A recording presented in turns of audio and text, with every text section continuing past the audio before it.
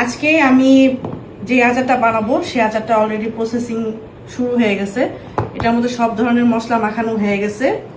এখন আমি হচ্ছে ওই যে উপরে ফ্যান ছেড়েছি, আমি এই ট্রেটার ভিতরে দিয়ে দিচ্ছি। মাখানোর পরে মাখানো অবস্থায় এটাকে আমি বাতাসের নিচে রাখবো মোটামুটি অনেকক্ষণ, যেন এটার ভিতর থেকে যত পানি আছে সব বের হয়ে যায়।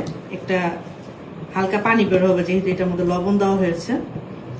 এই তো আমি এগুলোকে এখন ঝরা দিয়ে দিব।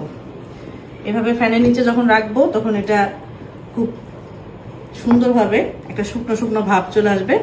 তখন সেই অবস্থায় আমি জারের ভিতরে ভরবো, বোতলের ভিতরে ভরবো।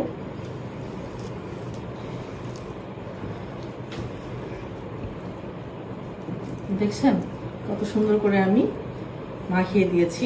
এখানে কোনো প্রকারের পানি ইউজ করা যাবেই না, কারণ এই আচারটা কোনো আগুনে জাল হবে না, সরাসরি আচারটা হয়ে যাবে। এই তো, এই যে দেখেন, এই তো এখন এই জারের ভিতরে 1-1.5-2 ঘন্টা পরে এটা ভরে আমি এখানে তেল দিয়ে দিব। ওকে।